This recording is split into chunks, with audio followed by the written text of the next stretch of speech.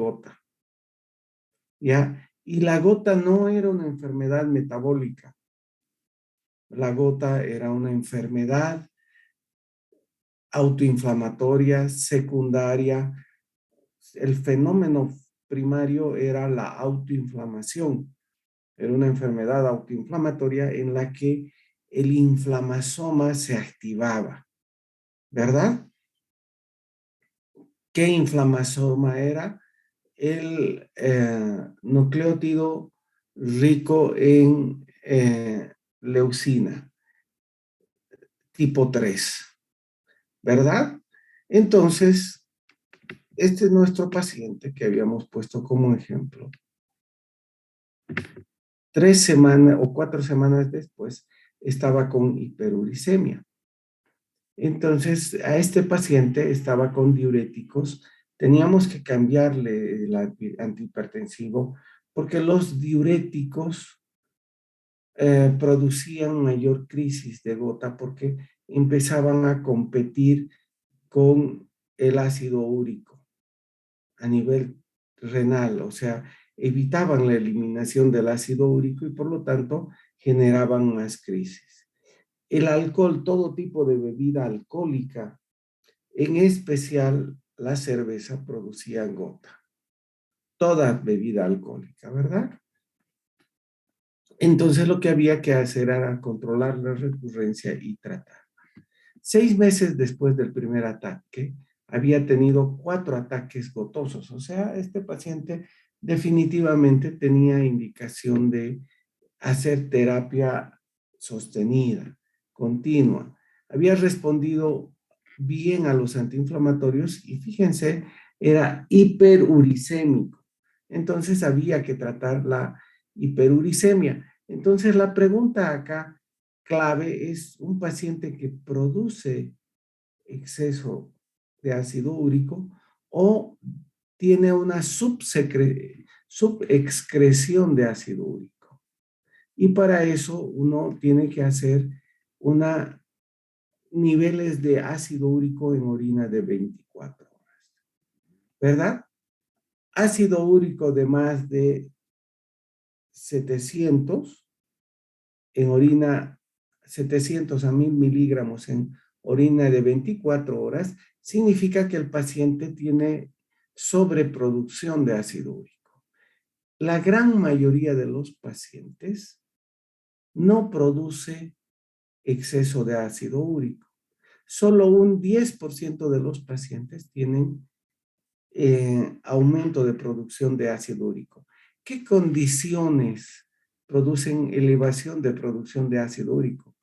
Pacientes que tienen un metabolismo celular aumentado, por ejemplo, neoplasias. Hay un aumento de el metabolismo celular, por ejemplo, cualquier tipo de cáncer hematológicos.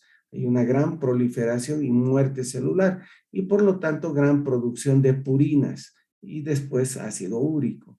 Los tumores sólidos, drogas citotóxicas también, porque eso produce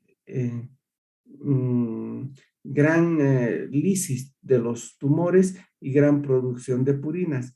Extractos pancreáticos, por más inocentes que parezcan, por ejemplo, gente que, por ejemplo, toma Endial Digest, los famosos digestivos.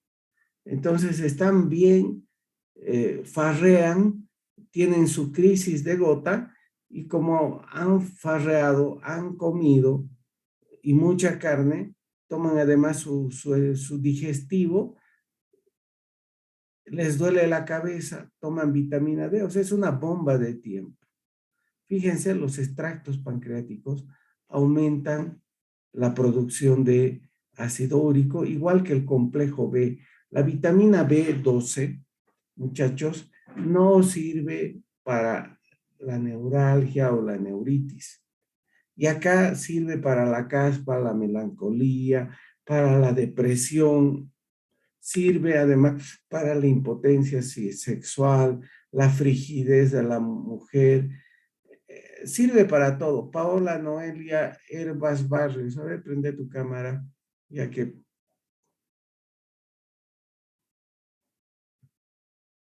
Eso. Entonces, no se olviden, la vitamina B12 solo sirve para la anemia perniciosa o la anemia por déficit de vitamina B12.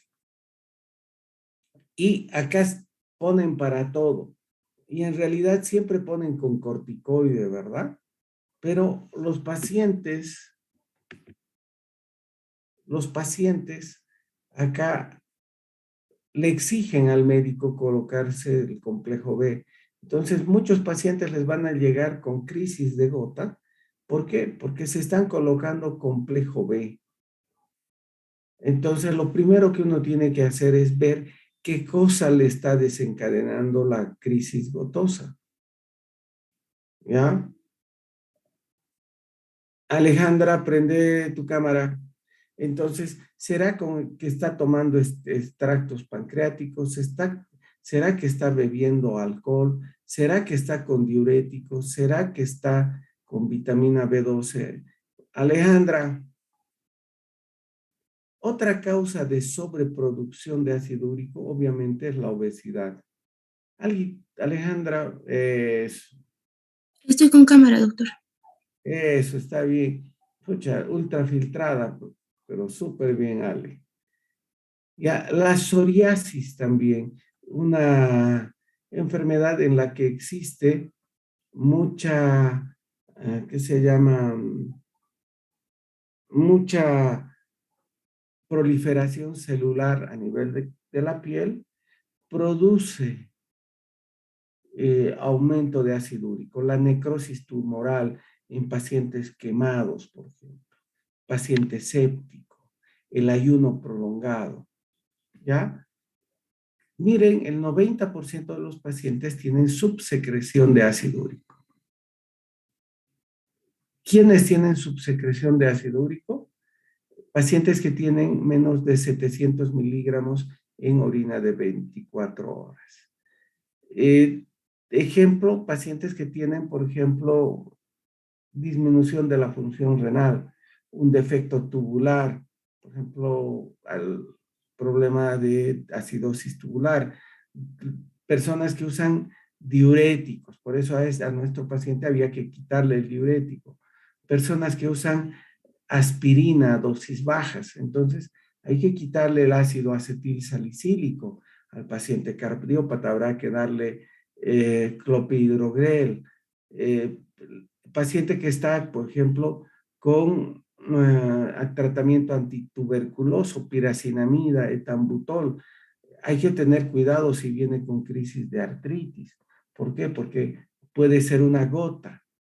El alcohol, el etanol. El alcohol aumenta la producción de ácido úrico y disminuye su excreción. La deshidratación, la acidosis, la inanición, aquí está el ayuno prolongado, produce aumento del catabolismo y también disminuye la eliminación de ácido úrico. La intoxicación por plomo, a pesar de que ahora ya es más raro, por ejemplo, en Arica hay depósitos de plomo, entonces mucha gente estaba antes intoxicada con plomo, los mineros que extraen plomo. Antes yo veía para algunos pacientes, todavía hace muchos años, que eran los que reparaban baterías. Ahora ya no se usa plomo en las baterías. En pacientes sobreproductores, lo que hay que hacer es disminuir la producción de ácido úrico. ¿Y qué podemos usar? Alopurinol es la droga más usada, ¿verdad? Pero tiene mucho efecto colateral. ¿A qué nivel hay que utilizar? ¿Hasta qué nivel uno tiene que llegar? La recomendación antigua era 6,5, ahora es menos de 5 y no menos de 3, porque el ácido úrico también es necesario para la vida, para ciertos fenómenos metabólicos. Menos de 3 de ácido úrico también es malo para nuestro organismo. Produce mucho problema de dermatitis, hepatotoxicidad, náuseas, diarreas, alteraciones hematológicas, leucopenia. Se potencia muchísimo con la azatioprina. En pacientes que tienen disminución de la eliminación del ácido úrico, el Probenecid es el indicado, pero no hay en Bolivia. También trae mucho problema. La sulfinpirazona es muy poco utilizada, no hay en Bolivia. Lo que sí hay es la benzbromarona y viene asociado al halopurinol, pero en Estados Unidos no está indicado o no está aprobado por los grandes problemas que trae la benzbromarona a nivel hematológico. Entonces, fíjense, y algo que no se deben olvidar, durante la crisis de gota no se debe utilizar allopurinol, no se debe utilizar nada que interfiera con la producción o eliminación de ácido úrico, porque nosotros al bajar los niveles de ácido úrico generamos más crisis de ácido úrico. ¿Ya? ¿Cuándo no usar allopurinol ni ningún medicamento hipouricemiante en los episodios, en las crisis de ácido úrico? ¿Cuándo no usarla? Durante el ataque agudo. ¿Cuándo no usarla? ¿Cuándo no usarla en la hiperuricemia asintomática? Obviamente, si tiene tofos, ya no es asintomática, ¿verdad? Junto con azatioprina y en dosis máximas en la falla renal. Hay que tener cuidado en falla renal con el allopurinol. ¿Cuándo hay que usar? Cuando hay más de 3 ataques en un año. En la gota tofacia, ¿verdad? En la hiperuricemia, paciente hiperuricémico que tiene tofos. En la nefrolitiasis, paciente que tenga cálculos de ácido úrico.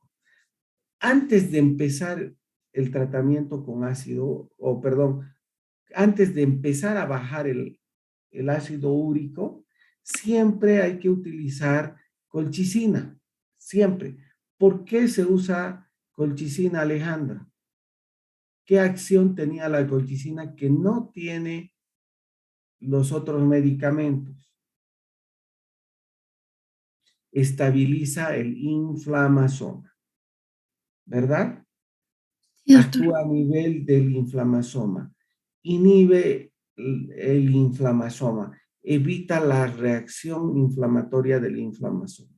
También uno tiene que utilizar un antiinflamatorio o un poquito de corticoide para evitar la crisis gotosa. Y ahí habíamos hablado de todo lo que era el inflamasoma. Fíjense qué es lo que se utiliza ahora, qué es lo que se utiliza ahora en gota. Habíamos hablado de que en la gota aguda entraba el cristal de ácido úrico al macrófago, este macrófago se activaba, el macrófago activaba el inflamasoma y el inflamasoma producía activación de, ¿qué se llama? De la procaspasa. La caspasa activaba la prointerleuquina 1 en interleuquina 1 y se producía, fíjense, gran cantidad de interleuquina 1, que es una sustancia proinflamatoria, y esa interleuquina 1 a nivel de la superficie celular iba y actuaba sobre otras células proinflamatorias y se producía gran inflamación, una enorme inflamación. Entonces, ¿cuál era en este momento el mejor medicamento para la gota? Había que inhibir a interleuquina 1. ¿Qué medicamento se estaba utilizando? El Kineret o anakinra. El Kineret o anakinra, ¿cómo actuaba? Normalmente ya habíamos formado interleuquina 1 en gran cantidad. Esta citoquina, todos los biológicos actúan a nivel de la superficie celular. Fíjense, esta interleuquina 1 iba a su receptor, ¿sí? Al receptor de interleuquina 1 que está en la superficie celular, se acoplaba a su receptor y pasaba una señal proinflamatoria. El receptor endógeno, un receptor antiinflamatorio, podía ocupar el receptor de interleuquina 1 y podía inhibir esa señal. Eso podía suceder en forma natural. El Kineret o anakinra es un biológico que se coloca en forma endovenosa y el paciente, fíjense, va a inhibir su crisis de gota al recibir este medicamento. El Kineret o anakinra evita la acción de interleuquina 1 con su receptor. Por lo tanto, no pasa la señal proinflamatoria. Acá este cuadro es para recordarles, y esto es pregunta de examen, que la colchicina inhibe la formación de interleuquina 1B al inhibir el inflamasoma. ¿Entendido? Y no se olviden que la célula más importante en gota es el macrófago, que es parte de la respuesta de autoinflamación. ¿Queda claro? Este es un cuadro para mostrarles lo que es el metabolismo de las purinas, que es muy diferente a gota. Una cosa es la gota y otra cosa es el metabolismo de las purinas. No todo paciente con hiperuricemia se trata. ¿Entendido? Todo paciente gotoso se debe tratar. ¿Sí? Y el tratamiento del paciente con crisis de gota siempre se debe hacer. Y si tiene más de 3 ataques en un año, el tratamiento es continuo.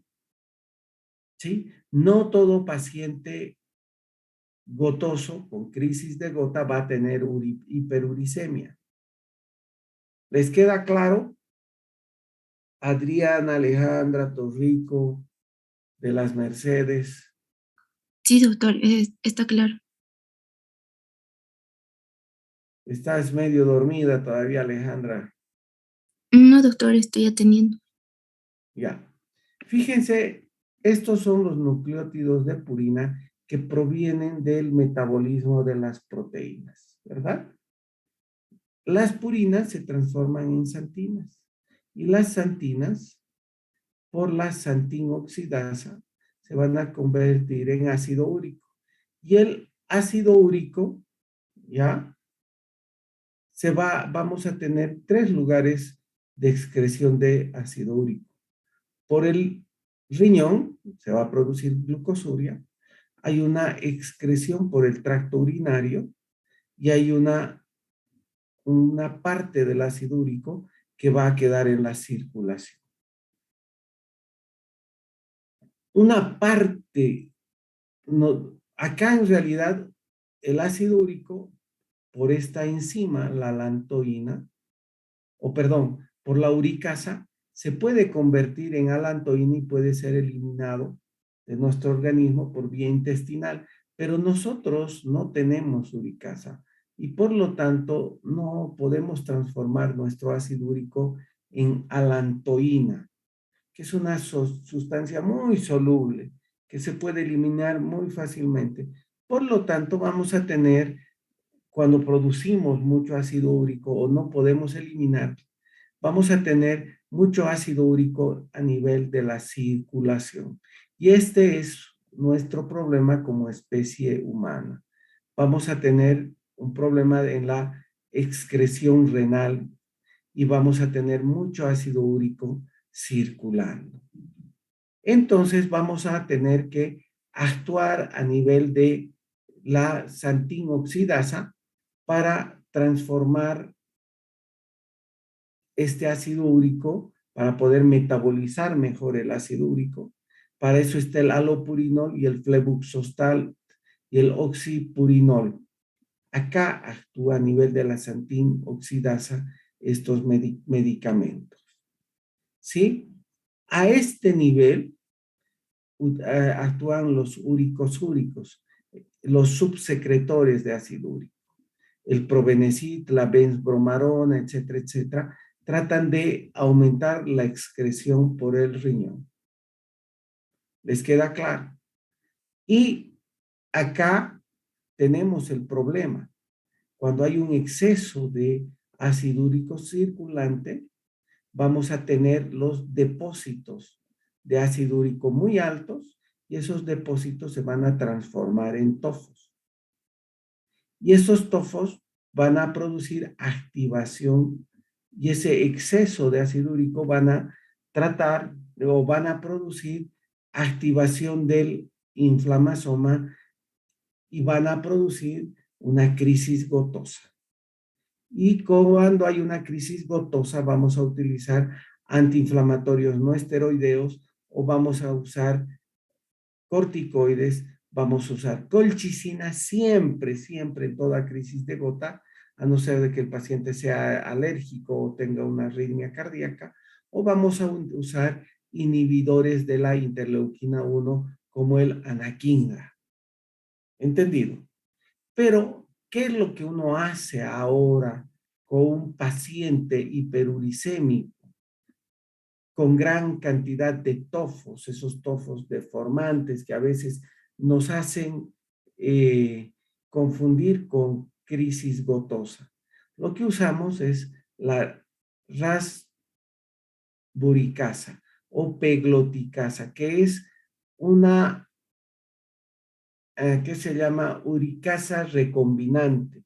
Genéticamente se ha producido esta uricasa, se llama pegloticasa y se pone endovenosa. Entonces los niveles de ácido úrico quedan prácticamente en cero. Se le pone endovenosa y los niveles de ácido úrico pues caen completamente en el paciente y de tener unos tofos que están deformando, unos tofos monstruosos en los codos, en los pies, en 6 meses se limpian completamente los tofos. ¡Oh, qué maravilla de medicamento! Hay que utilizar ese medicamento en todos los pacientes. Lamentablemente cuesta $14,000. Y en 2 colocadas estamos hablando de $28,000. Entonces, bueno, hay gente que en su vida nunca va a ver $28,000 o nunca va a poder tener $28,000 acumulados ni juntos, mucho menos juntos, ¿no? Entonces es bastante caro el tratamiento, bastante, bastante caro. Pero es lo mejor y lo óptimo para esos pacientes que tienen ácido úrico, pero por los cielos se utiliza uricasa recombinante, la pegloticasa. Se pone endovenoso y los tofos monstruosos desaparecen. ¿Alguna pregunta hasta acá?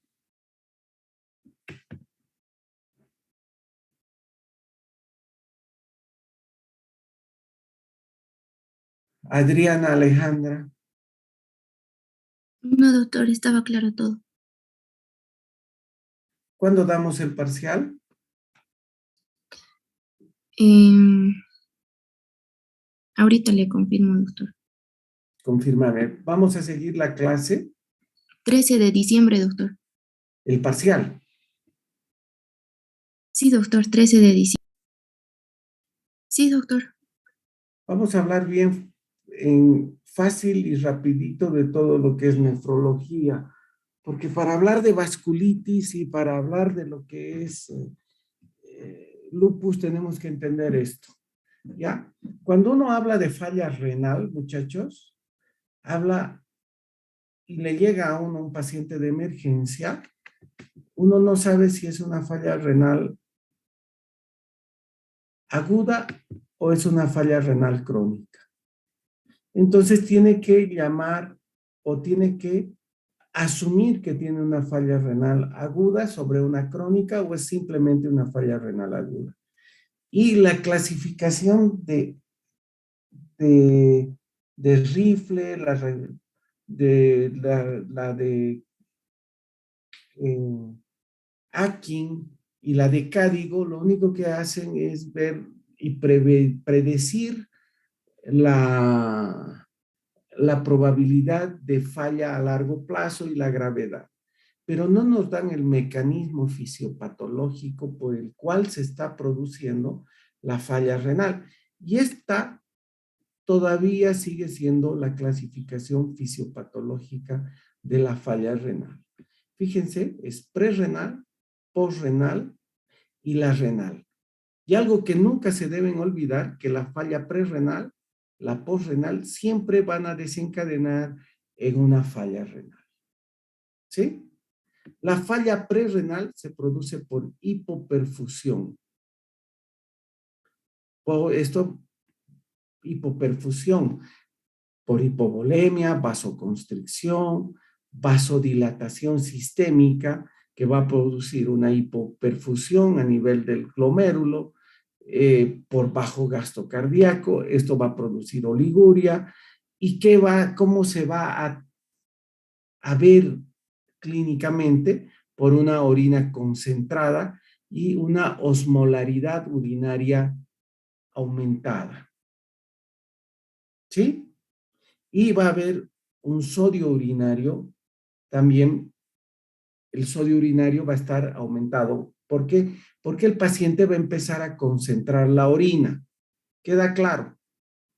Eso es en la falla renal en fase temprana. ¿Y cuál es el segmento que empieza a sufrir cuando hay una hipoperfusión? El segmento menos irrigado. ¿Cuál es el segmento menos irrigado del riñón? El túbulo. Y luego viene el intersticio.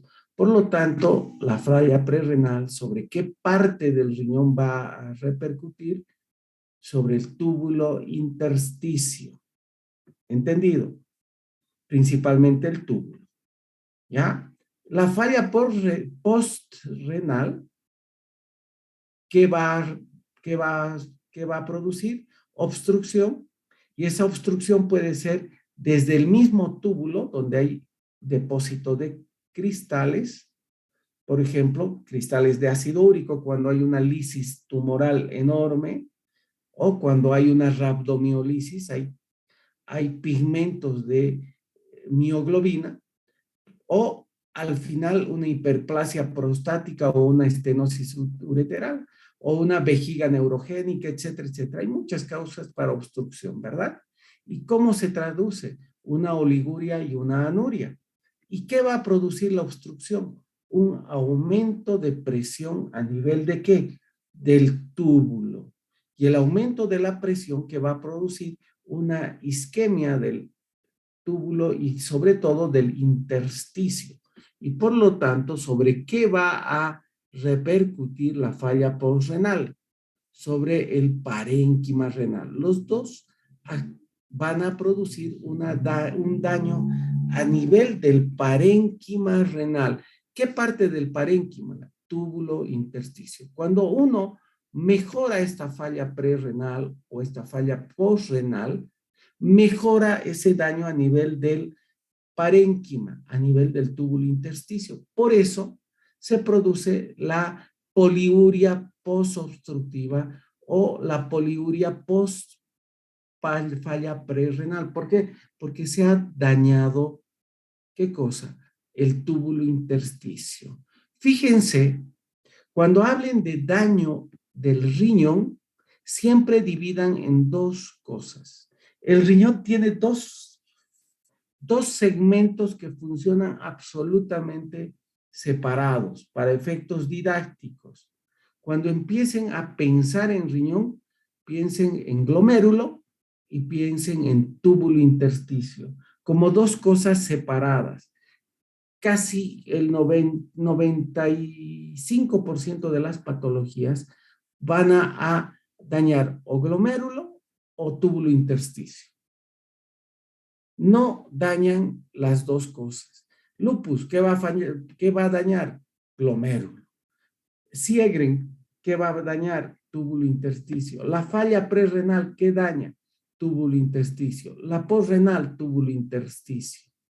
Finalmente, la prerrenal, la posrenal va a dañar glomérulo y el riñón muere para siempre. ¿Pero qué daña la prerrenal y posrenal? Túbulo intersticio. El momento que uno mejora la prerrenal y la postrenal, se va a producir la poliuria posobstructiva. ¿Por qué? Porque el túbulo intersticio está encargado de la concentración de la orina. El túbulo intersticio, ¿qué hace? Retiene sodio y retiene agua. Por lo tanto, lo que hace el túbulo intersticio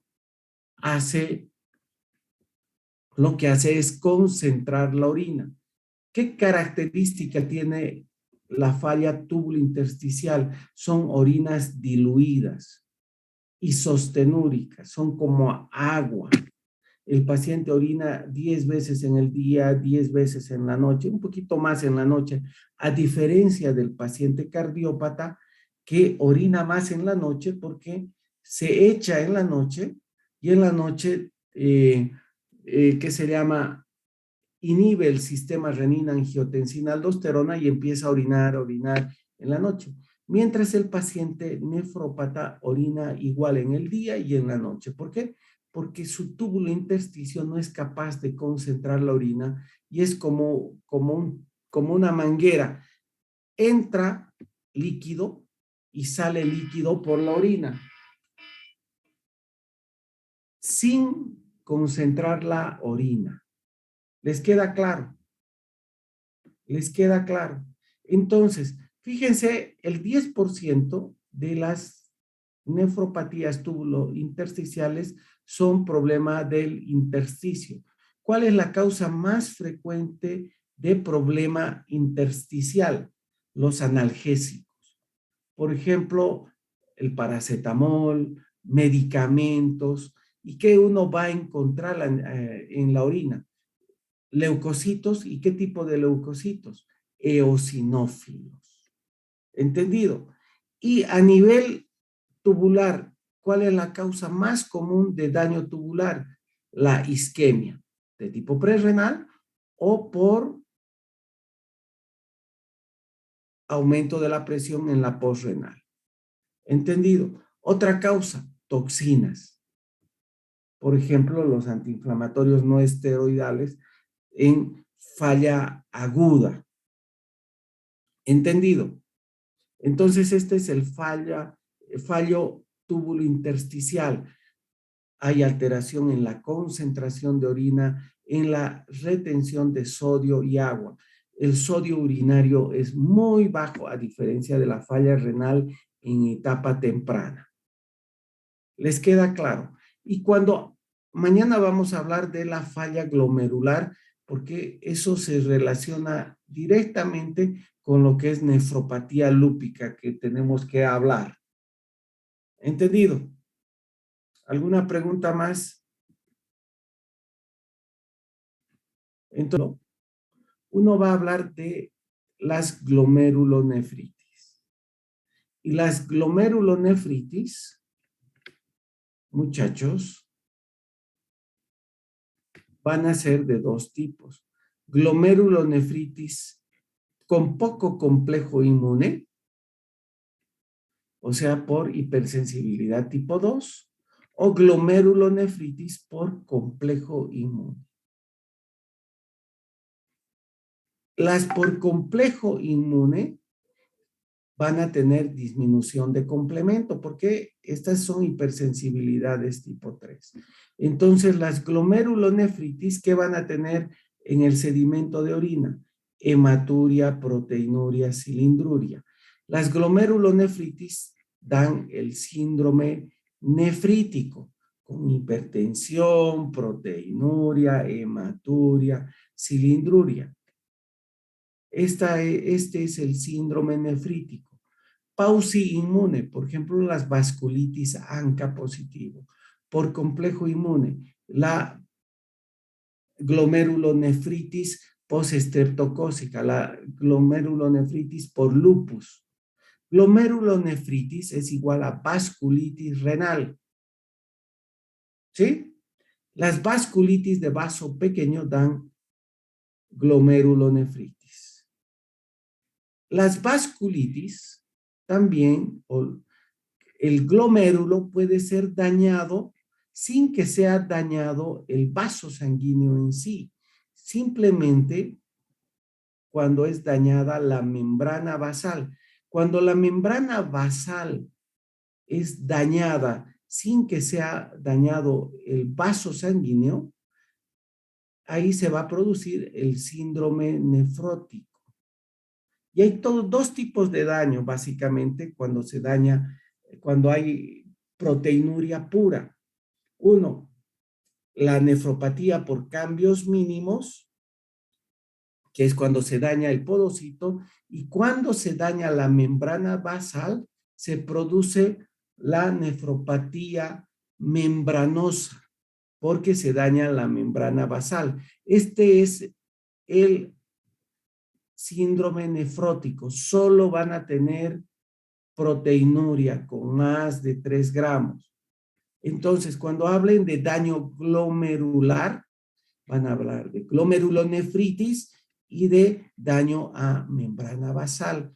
En la glomerulonefritis van a hablar de proceso inflamatorio sin complejo inmune por hipersensibilidad tipo 2 o por complejo inmune hipersensibilidad tipo 3, y pueden hablar de daño de membrana basal o síndrome nefrótico, solo daño de membrana basal.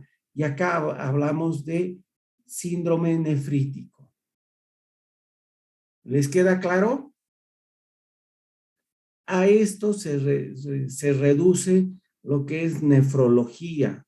En 10 minutos hemos hablado. Acá están las nefropatías, por ejemplo, las acidosis tubulares renales.